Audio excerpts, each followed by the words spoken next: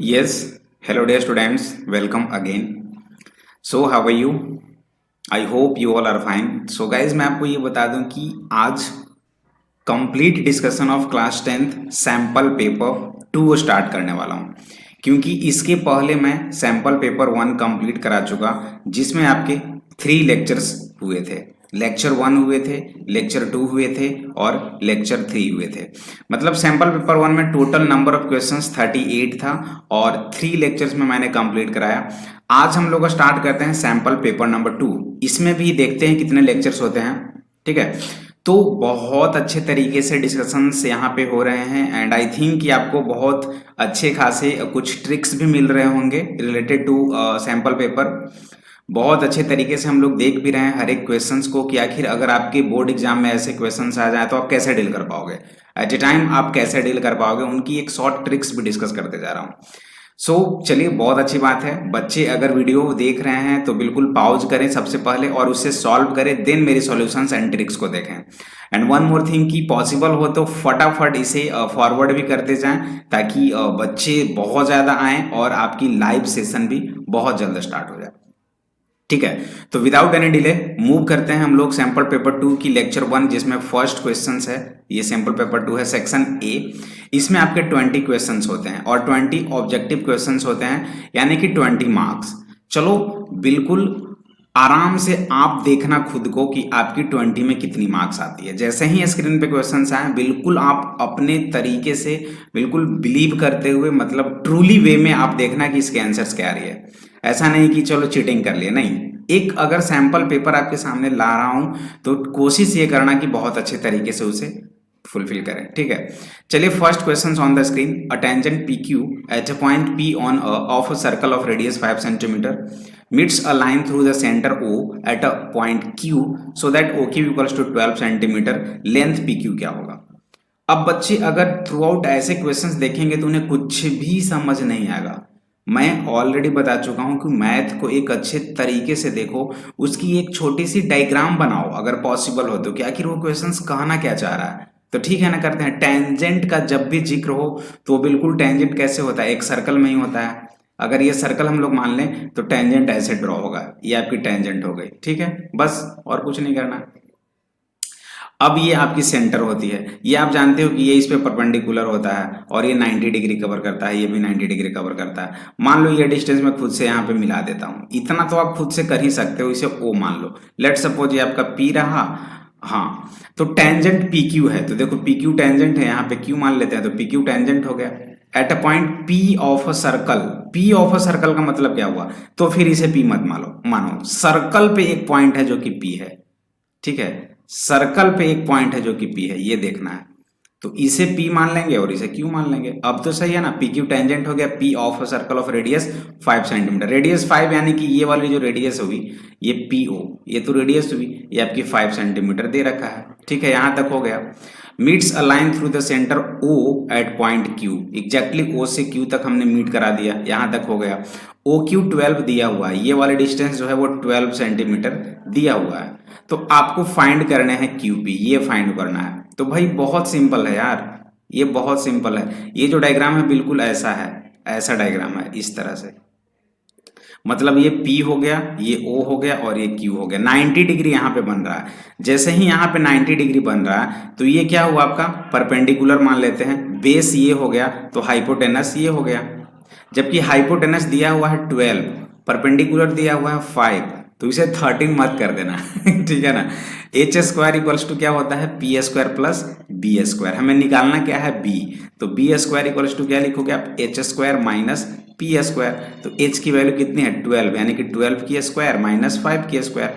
ये कितनी हो जाएगी 144 माइनस 25, ये वैल्यू कितनी हो जाएगी 119 हो गया। बट ये बी स्क्वायर आया तो बी की वैल्यू कितनी हो जाएगी √119, है ना।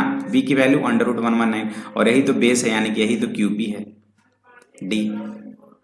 तो अगर क्वेश्चंस को दूसरे तरीके से सोचते तो ऐसे देखते रहते ना, ऐसे सर क्या होगा इसका आंसर, तो नहीं आने वाला था। अब थोड़े से इसे डायग्रामेटिकली हम लोग यहाँ पे ड्रॉ कर दिए तो चीजें आसान हो गई। तो करना भी ऐसे ही है। ठीक है, थोड़े से टाइम लो क्वेश्चंस में, नो प्रॉब्लम, बट हाँ करेक्ट करने हैं। बढ़ते हैं आगे, इसमें भी कुछ सोचना। The points A90, B96, C-96 and D-90 are the vertices of. ये किसका वर्टिसेज है? रोम्बस का वर्टिसेज है, या ट्रेपेजियम का वर्टिसेज है, या रेक्टेंगल का वर्टिसेज है, या स्क्वायर का वर्टिसेज है? तो कैसे थ्रू आउट चेक करेंगे, चलिए देखते हैं आप कैसे करते हो।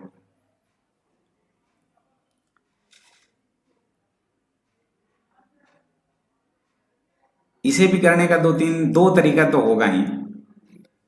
एक तरीका देखो, पहले शॉर्टकट ही बताया जाए क्या? पहले शॉर्टकट ही बताया जाए। देखो शॉर्टकट मैं कैसे करता हूँ, शॉर्टकट थोड़ा सा देखता हूँ, अगर बन पाया तो सही है, नहीं तो लॉन्ग कट करना। ये 90 है, मतलब कहीं पे यहाँ पे 9 रहा होगा, 1 2 3 4 5 6 7 8 9, ये वाला पॉइंट, और ये क्या है? 90 है। चलो ए मान लेते हैं इसे। 96 मतलब कि 1 2 3 4 5 6, तो 96 हो जाएगा यहाँ पे। ये वाला जो पॉइंट हो जाएगा वो 96 हो जाएगा, और ये क्या था? बी। ठीक है, अब एक पॉइंट है -96, तो -9 कहाँ जाएगा? 1 2 3 4 5 6 7 8 9, -9 यहाँ पे और +6 मतलब यहाँ पे। ये जो पॉइंट है ये हो जाएगा -9 एंड 6, और इसे हम लोग सी कंसिडर करते हैं। और एक पॉइंट है -90, तो -90 ये वाला हुआ क्योंकि इधर से -9 हुआ, तो -90 और ये पॉइंट हो गया डी। मतलब अब सबको मिलाओ। यार बहुत आसान था यार, ये ट्रिक्स तो काम कर गया बिल्कुल काम कर गया, कारगर हुई ट्रिक्स। देखो ये डिस्टेंस 6 है ना, यहां से यहां तक की गैपिंग 6, और ये भी 6 है, मतलब कि ये दोनों साइड इक्वल है। इधर से भी 9 आ रहे हैं और इधर से भी 9 आ रहे हैं, इधर से भी 9 आ रहे हैं और इधर से भी 9 आ रहे हैं, मतलब कि ये जो है ये भी पूरा इसके इक्वल्स हो गया। That means we can easily see that B C equals to D A and D C equals to A B. ये बिल्कुल इस फिगर से बोल सकते हो, और जब ऐसा हुआ तो वो रेक्टेंगल है कि नहीं है बताओ? ये तो कुछ किया ही नहीं, मैं थोड़ा सा एक्स्ट्रा मैं भी लगाने लगा यहाँ पे एट ए टाइम, और देखो इसके आंसर्स आ गए, और बिल्कुल सही है, ये ट्रिक्स गलत नहीं है। कुछ बच्चे क्या करेंगे, अच्छा अच्छा ऐसा ऐसा होता है ना, चलो आप ए बी निकालोगे, ए बी स्क्वायर, और ए बी स्क्वायर का फॉर्मूला निकालेंगे, सर ये तो होता है x2 माइनस x1 की whole square plus y2 minus y1 की होल स्क्वायर, वो फटाफट ऐसे करने लगेंगे। तो हाँ सर ये हो जाएगा आपका x2 कितना हो जाएगा, ये 9 9 minus 9, x2 minus x1 9 minus 9 0 की whole square plus y2 6 minus 0 यानी 6 की होल स्क्वायर, यानी कि ये हो जाएगा 36। अच्छा ए बी स्क्वायर है ना, तो ए बी स्क्वायर में रूट कहाँ से आ जाएगा, हटाओ रूट हटाओ, तो ये हो जाएगा सर 36, यानी ए बी स्क्वायर 36 हो गया। ठीक है, जब ए बी स्क्वायर 36 है तो वो डी सी एक बार निकाल दो, डी सी कितना हो जाएगा, डी सी स्क्वायर, ये भी हो जाएगा -9 और +9 यानी 0, और प्लस 0 माइनस ऑफ -6 यानी कि 36, यानी डी सी स्क्वायर भी 36 होगा। तो उस केस में भी आप बोलोगे सर डी सी स्क्वायर भी 36 है और ए बी स्क्वायर भी 36 है, तो A B equals to D C हो गया। वैसे भी आप चेक कर सकते हो, चीजें वही आएगी जो मैंने यहाँ पे लिखा है। और एक बार जब बी सी निकालोगे ना, बी सी डिस्टेंस, और एक बार जब आप डी ए डिस्टेंस निकालोगे ना, तो वो वैल्यू आपका आ जाएगा सेम। तो ऐसे भी कर सकते हैं, मतलब आपके पास दो तरीका है, बट यहाँ पे ऑब्जेक्टिव है तो you can prefer this process. कैसा लगा ये ट्रिक्स, कैसी लगी ये क्वेश्चंस की अप्रोच जो मैंने सॉल्व किया, बिल्कुल कमेंट में बताना। ओके चलिए next. The point of intersection of the X axis and Y axis is called. Point of intersection of, भाई ये भी बताने की चीज है क्या point of intersection X axis और वाई एक्सिस, ये एक्स एक्सिस है और ये वाई एक्सिस है, तो इसका पॉइंट ऑफ इंटरसेक्शन तो यही होगा। ये क्या कहलाता है, ओरिजिन, और इसकी कोऑर्डिनेट क्या होती है 0 0। ये तो सोचना ही नहीं था, विद इन अ सेकेंड। देखो अगर आप मेरे साथ मोर देन 20 सैंपल पेपर कर लोगे ना, तो इट्स क्या बोला जाए, इट्स माई गारंटी कि आपकी स्कोर मैथ में 80+ होने वाली है। अब बोलोगे सर 100 क्यों नहीं, बस 80+ का ही गारंटी दूंगा, उसके बाद कुछ और भी चीजें लाऊंगा जो कि आपको 20 मार्क्स दिलाएंगे। तो कुछ नहीं, आप मेरे साथ ऑलवेज बने रहे। मैं कैसे कर रहा हूं, एक बिल्कुल मेरे लिए 30 मिनट्स डेली आप टाइम निकालो, जो भी वीडियोज अपलोड हो रहे हैं उन्हें सीरियस वे में आप सॉल्व करो। एंड वन मोर थिंग, जो मेरे रियल स्टूडेंट्स होंगे वो एक काम जरूर करेंगे, बिल्कुल ब्रो एक नोटबुक लेंगे और जैसे जैसे मैं सैंपल पेपर वाइज क्वेश्चंस लिख रहा हूं वो बिल्कुल लिखेंगे और सॉर्ट आउट करेंगे। वीडियो ओवर हो जाने के बाद या रोक रोक कर वो देखेंगे कि हाँ इसके आंसर 30 मिनट्स का काम वो 1 घंटे में करेंगे, लेकिन दिल से करेंगे। और देखना एक वक्त आएगा जब बोलोगे हाँ सर बिल्कुल मैथ्स आसान हो गई। तो कुछ करना पड़ेगा आपको। चलिए नेक्स्ट, द प्रोबेबिलिटी दैट, देखो क्वेश्चंस देखकर डरना ही नहीं है, क्वेश्चंस को आसान करो, ठीक है। The probability that it will rain on a particular day is 0.76। Probability है बरसात होने की, बारिश होने की किसी एक दिन का 0.76। तो वो बताना है the probability that it will not rain on that day, मतलब उस दिन नहीं होने की क्या संभावना है। अरे यार सिंपल सी बात है। अगर पीई इक्वल्स टू, देखो एक फॉर्मूला है प्रोबेबिलिटी का, P E plus P E bar is equals to 1। ये हैपेंस और ये नॉट हैपेंस दोनों अगर मिल जाए तो 1 के बराबर होता है। तो बारिश होने की चांस है 0.76 और ये पूछा जा रहा है आपसे कि ना हो तो क्या हो जाएगा, equals to 1। So x equals to 1 minus 0.76, answer will be 0.24। Correct, correct, ठीक है ना, यही तो था।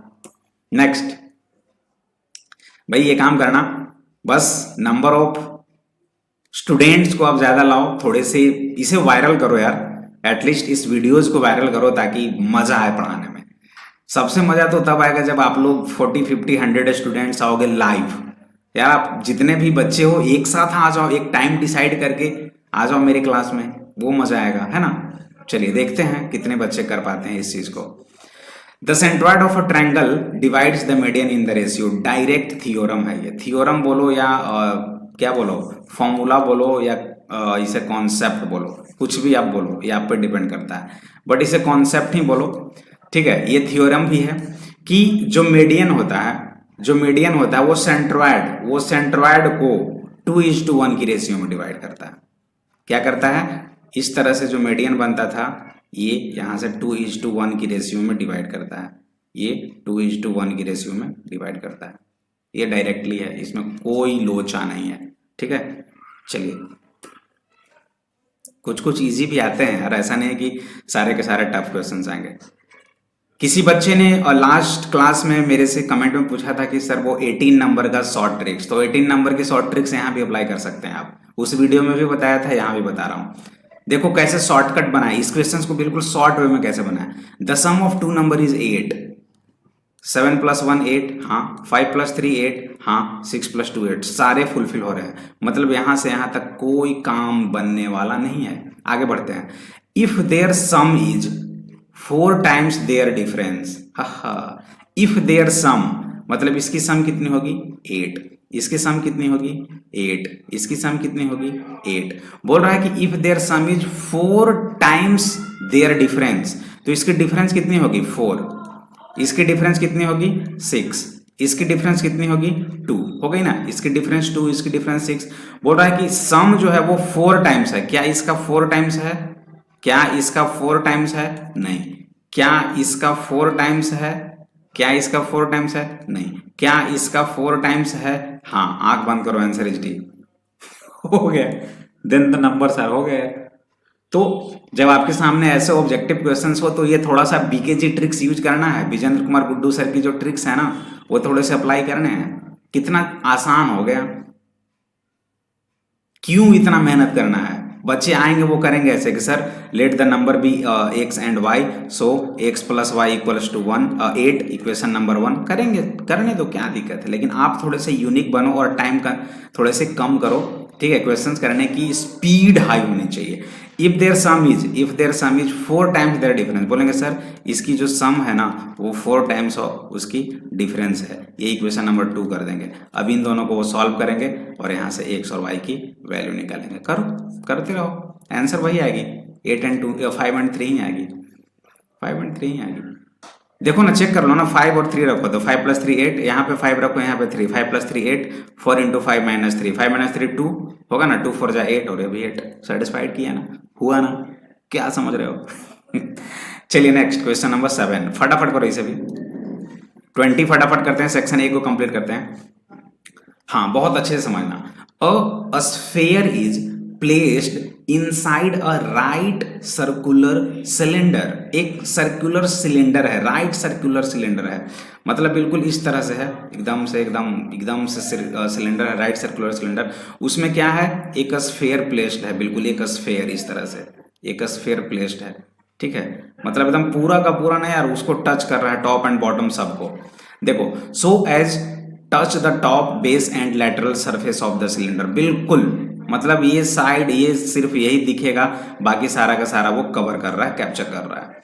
If the radius of the sphere is R, अगर रेडियस, स्फेयर की जो रेडियस है वो आर है, तो पूछ रहा है कि वॉल्यूम ऑफ द सिलेंडर, ये सिलेंडर जो हुआ ना, इसकी वॉल्यूम क्या होगी। बहुत आसान क्वेश्चन है। तो आपके पास दो कॉन्सेप्ट है, एक स्फेयर और एक सिलेंडर। तो वॉल्यूम ऑफ स्फेयर पहले क्या होता है बताओ मुझे, फटाफट मुझे बताएंगे कि वॉल्यूम ऑफ स्फेयर क्या होते हैं। तो भाई पहले देखो, दो दो कॉन्सेप्ट है, लेकिन वॉल्यूम ऑफ स्फेयर का मुझे कुछ करना नहीं है, लेकिन कुछ पहले लिख देते हैं।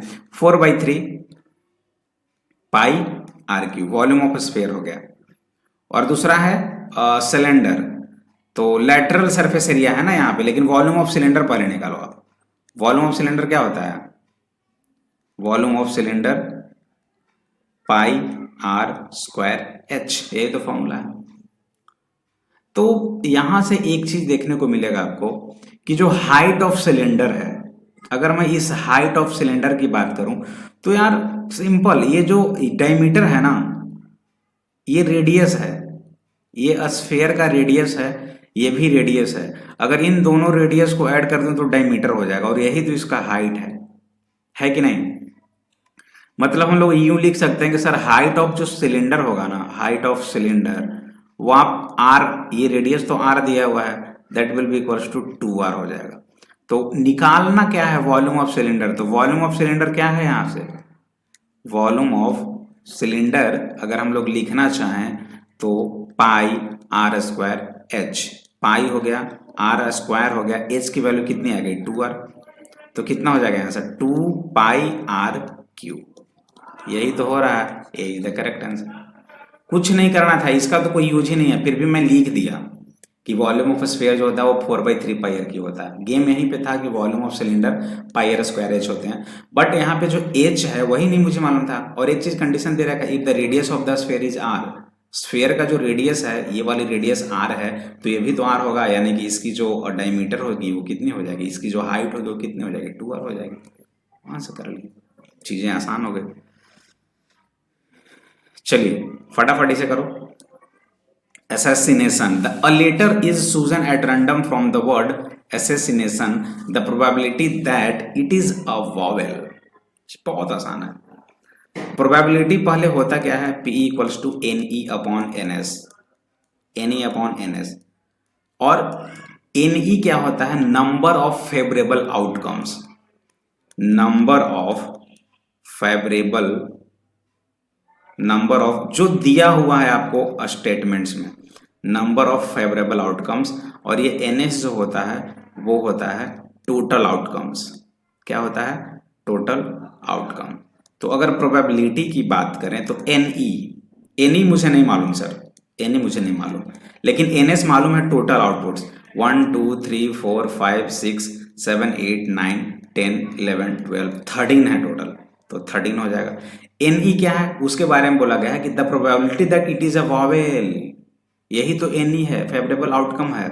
तो वॉवेल कितने हैं, देखो एक यहाँ हुआ, एक यहाँ हुआ, एक यहाँ हुआ, एक यहाँ हुआ, एक यहाँ हुआ, और एक यहाँ हुआ।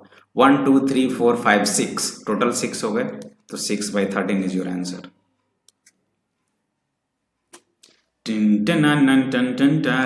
हो गया ना, ऑप्शन ए इज तुम्हारा। चलिए नेक्स्ट फटाफट।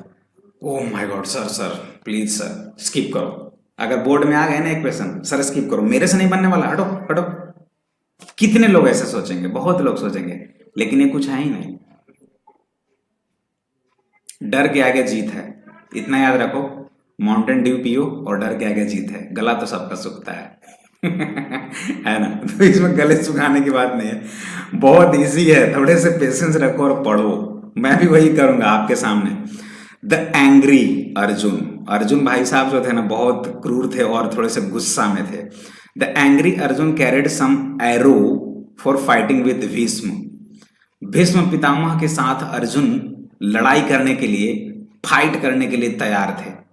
ठीक है, यहां तक हो गया काम। विथ हाफ द एरोज, आधे एरो के साथ। ये क्या है भाई, हाफ मतलब एक एरो को तोड़ा नहीं गया है, जितने नंबर ऑफ एरोज थे ना उनका आधा। मान लेते हैं let total number of arrows, let total number of arrows equals to X. जो अर्जुन साहब हैं, अर्जुन के पास जो टोटल नंबर ऑफ एरोज हैं वो एक्स हैं, तो बोल रहा है half the arrows X by two. He cuts down the arrow thrown by Bhima on him. ठीक है, हाफ ऑफ एरो उन पे थ्रो किया है। ठीक है, इसमें पूछ रहा है कुछ बहुत अच्छे तरीके से। हाफ ऑफ एरो भीम पे वो बिल्कुल थ्रो कर दिया। With 6 other arrows he killed the Rath driver Bheeshma. अच्छा, मतलब 6 और था, तो चलो 6 और है किसके लिए, रथ ड्राइवर के लिए। ठीक है, with 1 arrow each he knocked down respectively the Rath, flag and बाव ऑफ भीष्मा। मतलब एक एक एरो किस किस के लिए यूज किया, रथ के लिए, फ्लैग के लिए और बाव ऑफ भीष्मा के लिए। तो यहाँ पर टोटल एरो कितने हो गए, यहाँ पर डायरेक्ट लिख रहा है 1 एरो ईच, किसके लिए, knockdown, Rath, flag and raw of Bheeshma. तो 3 यहाँ पे भी हो गए, ये 1, ये 2 और ये 3, ये 3 हो गए। Finally with 1 more than 4 times the square root of arrow. ये मैथमेटिकली फाइट कर रहे थे। With 1 more than 4 times the square root of arrow. ये क्या है बाबा, 4 times of a square root जितना था, तो 4 times of a square root 1 और एक और यही क्या है, एक्स है टोटल। ये कैलकुलेटिव ड्रामा कर रहे थे ये लोग। He let Bhishma unconscious on an arrow with the total number of arrows that Arjun had। हाँ, इसे सॉल्व कर दो, कितना हो जाएगा देखो, अगर सॉल्व करें तो कैसे सॉल्व करोगे, 6 और 3 9, 9 और 1 10, 10 plus 4 root x equals to, इसको इधर ले जाओ, x माइनस एक्स बाई 2, ये कितना हो जाएगा, x बाय 2, क्रॉस मल्टीप्लाई कर दो, 20 plus 8 root x equals to X. ठीक है, अब क्या करोगे, स्क्वायर कर दो बोथ साइड। स्क्वायर करने पे क्या हो जाएगा, 400 प्लस 320 रूट एक्स प्लस ये कितना हो जाएगा, 64 X equals to X square. इतने सारे हो गए। तो अब इसे तो सॉल्व करना पड़ेगा यार, अब तो इसे सॉल्व करना पड़ेगा, यहां से x की वैल्यू निकालनी पड़ेगी, इसे सॉल्व करना पड़ेगा आपको। आई थिंक मैंने सब कुछ सही तो लिखा है ना, 6 3 9 1 10 10 plus 4 root x equals to x by 2।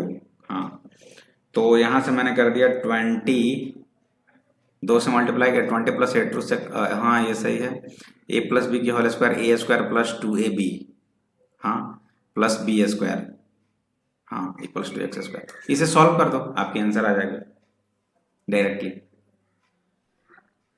अब बोलोगे सर पता नहीं, इसके बाद मुझे नहीं आ रहा सर, अब इसके बाद रुक जाओगे, तो भाई इसका भी एक उपाय है, बीकेजी सर की ट्रिक्स लगाओ ना।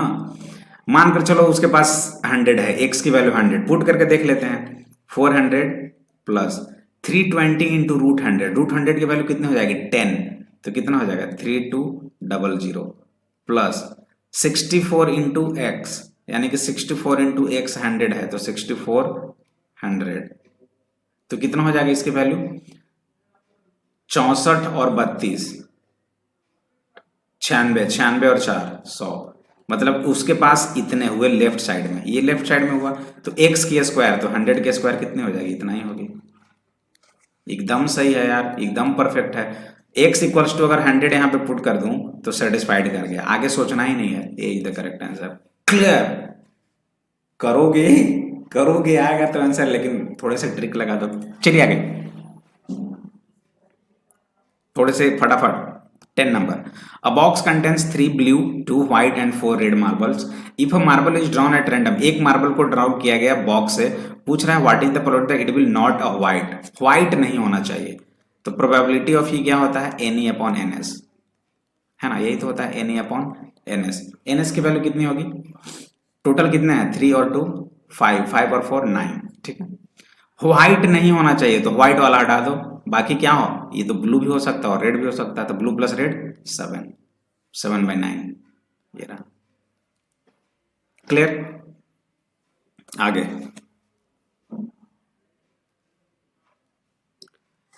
3x equals to cosec theta, 3/x equals to cot theta, then what's the value of this.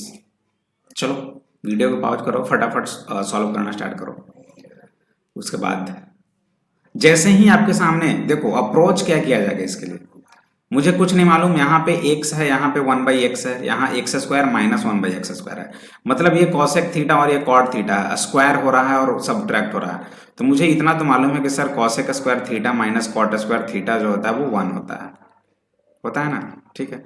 Cosec square theta यानी कि 3x का whole square minus cot square theta यानी कि 3/x का whole square equals to 1। 3x का whole square कितना हो जाएगा 9x² माइनस ये कितना हो जाएगा 9/x² इक्वल्स टू 1। 9 कॉमन ले लेता हूं, x² minus 1/x² equals to 1। तो x² माइनस 1/x² कितना आ गया 1/9।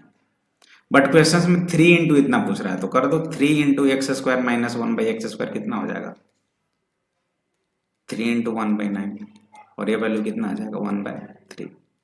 कहाँ है, चीजें आसान हो गई, कुछ नहीं करना था इसमें। चलिए फटाफट, इसमें तो 2 सेकेंड से भी कम लगेगा। एलसीएम निकालना है 2q 3² एंड 2² 3q। मैं ऑलरेडी ट्रिक्स बता चुका हूं कि जब भी एलसीएम निकालना है तो हाईएस्ट पावर को देखो, 2 का हाईएस्ट पावर यहाँ पे 3 है और यहाँ पे 2 है तो हाईएस्ट पावर वाला होगा इंटू 3 का हाईएस्ट पावर यहाँ पे 2 है यहाँ पे 3 है तो 3 का पावर 3। ये कहीं दिख रहा है क्या 2q 3q, हाँ यहाँ दिख रहा है, हो गया, क्लियर है। चलिए फटाफट इसे कर दो। Which of the following equation has 2 as a roots. अब देखो बच्चे क्या करेंगे, इसमें मैं ट्रिक से बताता हूं। बच्चे क्या करेंगे, इसे ब्रेक करेंगे, वही 6 2 12 तो -4x -3x कर करके इसे फैक्टर करेंगे, फैक्टर निकालेंगे, इसे करेंगे दोनों फैक्टर निकालेंगे, इसे करेंगे दोनों फैक्टर, इसे करेंगे दोनों फैक्टर और देखेंगे कि 2 किस में है। भाई उतना क्यों करना है यार, अगर 2 रूट होगा तो उस x की वैल्यू 2 को अगर इक्वेशन में पुट करें तो 0 आ जाएगा, ये तो सेटिस्फाइड है क्योंकि रूट है वो। अगर उसे उस इक्वेशन में डाल दे तो 0 होगा। चलो 2 पुट करते हैं, 2 2 जा 4 4 2 जा 8 माइनस 7 2 जा 14 प्लस 6 इक्वल्स टू 0। हाँ 100%, आगे बढ़ने की जरूरत ही नहीं है, ए इज करेक्ट आंसर। आगे मैं क्यों बढ़ूं जब यहीं से मेरा आंसर आ गया, क्या क्लियर। चलिए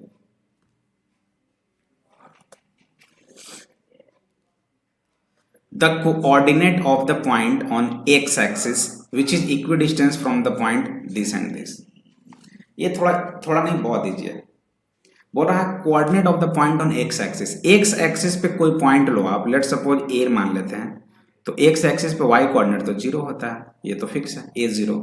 इक्वी डिस्टेंस है इससे, मान लो कि ये पी है और ये क्यू है और ये मान लेते हैं ए, तो यहां से पी और क्यू इक्वी डिस्टेंस पे है, मतलब कि A P equals to A Q है, क्वेश्चंस में गिवन है, जो डिस्टेंस है ना वो इक्वल्स है। तो भाई ये काम करो ना, इसके स्क्वायर्स भी तो इक्वल होंगे, A P square equals to A Q square, तो ए पी स्क्वायर क्या हो जाएगा ए पी स्क्वायर निकालो, ए माइनस ऑफ -3 यानी कि ए माइनस ऑफ -3 यानी कि ए प्लस 3 का होल स्क्वायर और plus 4 square, A square plus 6a plus 9 plus 16, ये हो जाएगा ए स्क्वायर प्लस 6a प्लस 25, ठीक है। अब ए क्यू स्क्वायर निकालो, ए क्यू निकालेंगे यहां से यहां, तो a माइनस 2 की होल स्क्वायर, a माइनस 2 की होल स्क्वायर प्लस 0 माइनस 5 की whole square, a square minus 4a plus 4 और ये प्लस 25, ये हो जाएगा a square minus 4a plus 29। अब ये दोनों इक्वी डिस्टेंस है मतलब इक्वल है, तो भाई ये दोनों तो कैंसिल हो गया, ये कितना हो जाएगा इधर आएगा तो 10a इक्वल्स टू, ये इधर आएगा तो 4, a इक्वल्स टू 4/10 10 यानी कि 2/5 आ गया, 2/5। तो 2/5 और 0 कहीं पे है क्या? है ही नहीं। जो रियल होगा ना, सी जो कोऑर्डिनेट होगा वो आपका 2/5 एंड 0 होगा, जो कि कहीं ऑप्शंस में है ही नहीं। तो सी इज द करेक्ट आंसर। एक काम और करना, जिन बच्चों की सी आंसर आई है वो चेक करना कि सच में आपकी भी इतनी आई थी कि नहीं आई थी। ठीक है, चलिए, आई थी तो बहुत अच्छी बात है। Summation of f i x i equals to 625, summation of f i equal 25 x bar. Statistics का डायरेक्ट फॉर्मूला जान लो, एक्स बार इक्वल्स टू होता है summation of f i x i upon summation of f i. Direct ये formula बिल्कुल memorise होना चाहिए। तो ये कितना है? 625 अपॉन 25। Answer is 25। कुछ नहीं करना था, मैं इसमें क्या डिस्कस करूं। चलिए, if the HCF of 65 and 117 is expressed in the form of this, then the value of m। Okay, इसकी HCF कितनी होगी? तो भाई कॉन्सेप्ट लगाओ, 117 इक्वल्स टू 65 इंटू 1 प्लस कितना हो जाएगा ये? 65 इंटू 1 प्लस 52। अब 65 को लिखो, 52 इंटू 1 प्लस ये 52 और 3 55 और 10 65। 52 equals to 13 into 4 plus 0। HCF कितना आ गया? 13। तो यही तो m है, यही तो 13 है, m ही तो 13 है। तो ये कितना हो जाएगा? 16 5 into m minus 117 equals to, यही HCF है ना, कितना? 13। m मत रखो, ये HCF लिखो, HCF कितना है? 13। तो this will be equals to 13। तो 65m इक्वल्स टू 130। m की वैल्यू कितनी हो जाएगी? 2। C is the correct answer. ठीक है, क्लियर है? बढ़िया है, गुड। तो चलिए आगे, बढ़िया है। तो a ladder 12 metre long rests along a wall. कुछ नहीं, फिगर बना दो, आपके आंसर आ जाएगा। लैडर, लैडर, यही तो लैडर है, 12 metre. If it reaches the wall at height 6√3 metre, ये हाइट है जो कि 6√3 मीटर है। तो एंगल ऑफ एलिवेशन यानी कि थीटा पूछ रहा है। अरे यार, साइन थीटा क्या होता है? P अपॉन H, यानी कि 6√3 अपॉन 12 यानी कि √3 अपॉन 2। तो साइन थीटा यहां से क्या लिखोगे? √3/2। और इसे क्या लिखोगे? साइन 60 डिग्री लिख सकते हो क्या? थीटा की वैल्यू कितनी आ गई? 60 डिग्री। कुछ करना था क्या? चलिए, अब वंस अगेन आपके लिए एक होमवर्क। हर बार 18 नंबर देता हूं, ये रहा आपके लिए होमवर्क। देखते हैं कितने बच्चों की आंसर्स करेक्ट आती है। The area of a triangle formed by the line x equals to 3, y equals to 4 and x equals to y। देखते हैं, कमेंट, जस्ट कमेंट में। कोई कोई क्वेश्चंस तो दूंगा ही आपको होमवर्क के लिए हर एक लेक्चर्स में। तो ये आपके लिए रहा, विथ एक्सप्लेनेशन इसके आंसर्स क्या आती है, कमेंट के साथ, याद रहे। स्क्रीनशॉट ले लो फटाफट। चलिए, 19 असर्शन बोल रहा है in a triangle PQR A and B are points on sides PQ and PR। PQR आपकी एक ट्रायंगल है, बोल रहा है कि PQ एंड PR पे एक जो पॉइंट्स हैं वो A एंड B है। तो PA upon AQ equals to PB upon B। हाँ, तो AB इक्वल्स टू QR। ये by using properties of Thales theorem बोले या BPT, बिल्कुल ये भी सही है, ये भी सही है, और इसका करेक्ट एक्सप्लेनेशन भी है। ए इज द करेक्ट आंसर। इसमें तो कुछ करना ही नहीं था। आज की सेशन की लास्ट क्वेश्चन आपके स्क्रीन पे है, तो फटाफट इसे कर लें।